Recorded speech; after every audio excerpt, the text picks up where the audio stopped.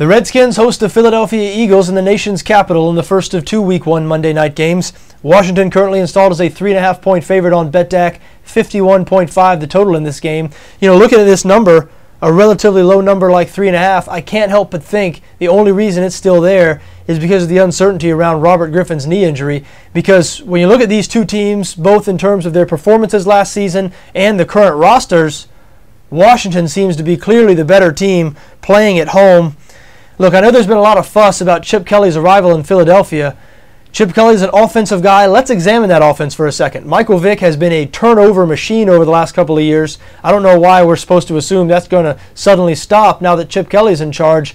They're very thin at the wide receiver position after Jeremy Maclin was lost for the season. They do have a good running back in LaShawn McCoy, but some questions on the offensive line. I'm just not as convinced as everybody else that this Eagles offense is suddenly going to be humming along at a high level.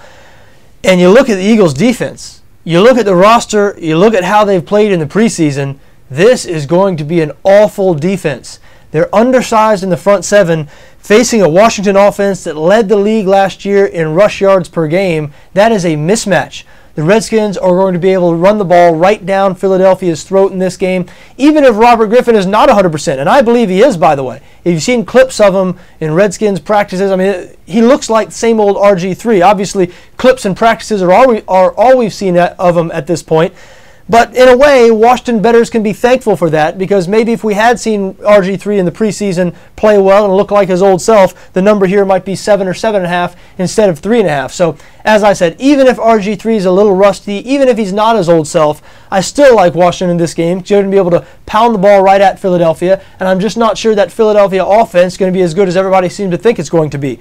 But I think RG3 is going to be close to last season's level, and I look for the Redskins to win this game easily.